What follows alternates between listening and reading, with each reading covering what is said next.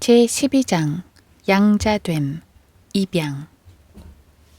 우리는 계속해서 구원론을 다루어 왔다. 신약성경에 게시된 구원에 관한 교리 중 가장 위대한 것 중의 하나는 양자됨에 관한 교리이다. 성령에 의해 한 사람이 거듭나게 될 때 그의 혼이 거듭나는 것이 아니라 그의 영이 거듭나는 것이다. 왜냐하면 성령으로 난 것은 영이기 때문이다. 요한복음 3장 5절. 사람이 거듭나게 되면 그는 혼 안에서 새로운 삶을 시작하게 된다. 의롭게 됨 혹은 칭이란 이 새로운 삶을 시작한 사람에 대한 하나님의 새로운 태도이다. 즉 구원받은 혼은 예수 그리스도께서 완성하신 그 일에 기초해서 의롭다고 선언되는 것이다. 반면 양자됨이란 이방인을 하나님의 가족으로 받아들이는 것을 말한다. 다시 말해 중생은 변화된 본성을 말하고 칭의는 변화된 신분을 말하고 거룩하게 됨 혹은 성화는 변화된 성격을 말하고 양자됨은 변화된 지위를 말한다.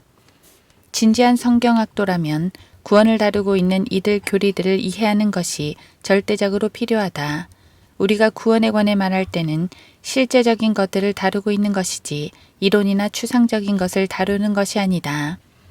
중생은 변화된 본성, 성품을 말한다. 영은 거듭났다. 이것이 새 사람이다. 물론 옛 성품은 그대로 남아있다. 의롭게 됨은 변화된 신분을 말한다. 죄인이 하나님 앞에서 의롭다고 선포되는 것이다. 성화란 변화된 성격을 말하는 것으로 중생 뒤에 따라오는 어느 정도의 개혁과 정결케 됨, 그리고 세상과의 분리를 말한다. 반면 양자됨은 변화된 지위를 말한다. 하나님을 믿는 거듭난 자녀는 즉 그의 거듭난 영과 구원받은 혼은 마귀의 수하에 있는 이 세상 제도로부터 불려나와 하나님의 아들들 가운데 한 사람으로서 예수 그리스도 안에 놓여지게 된다. 믿는 자는 중생에 의해 하나님의 자녀가 되며 이 자녀는 양자됨에 의해 성숙한 아들의 지위를 얻게 된다. 율법 아래 있는 자들을 구속하셔서 우리로 아들의 신분을 얻게 하려 하심이라. 갈라디아서 4장 5절.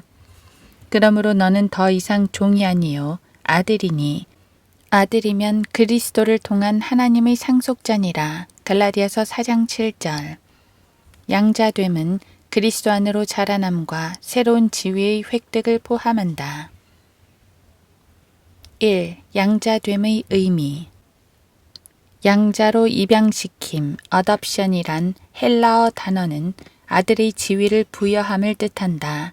이러한 신약 교리들이 사도행전이나 히브리서가 아닌 로마서와 갈라디아서에 등장하고 있다는 사실을 주목하기 바란다. 너희는 다시 두려워하는 종의 영을 받지 아니하였고 양자되는 영을 받았으므로 그에 따라 우리가 아바, 아버지라 부르짖느니라. 로마서 8장 15절. 아바라고 하는 말은 구약에 나오는 히브리어이다.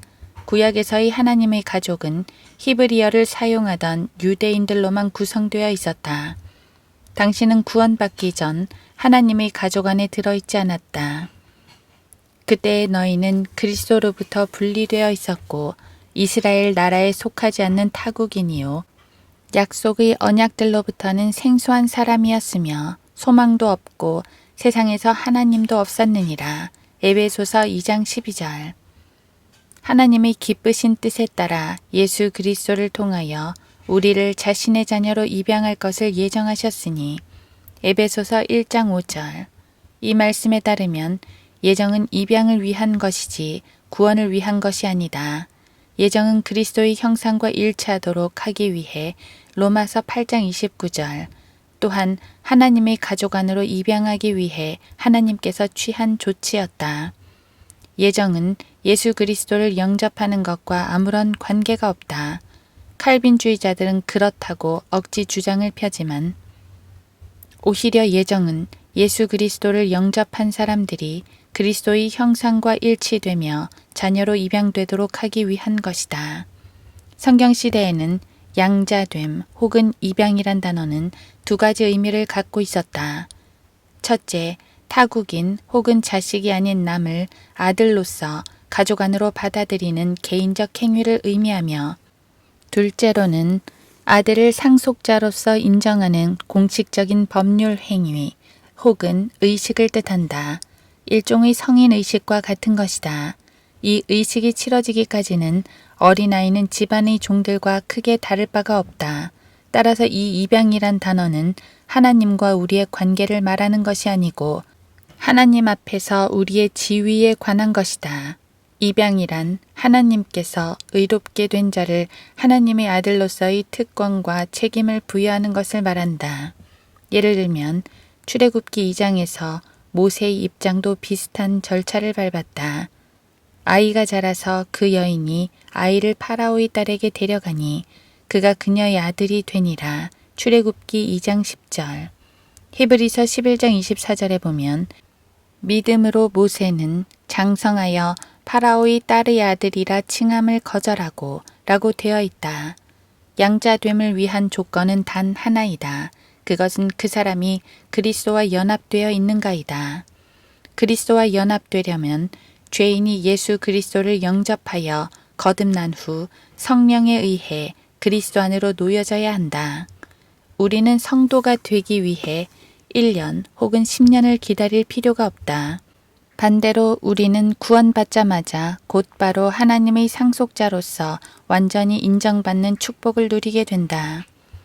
너희가 다 그리스도 예수를 믿음으로 말미암아 하나님의 자녀들이 되었으니 갈라디아서 3장 26절. 우리가 자녀가 된 것은 물침례로 된 것이 아니고 믿음으로 된 것이다.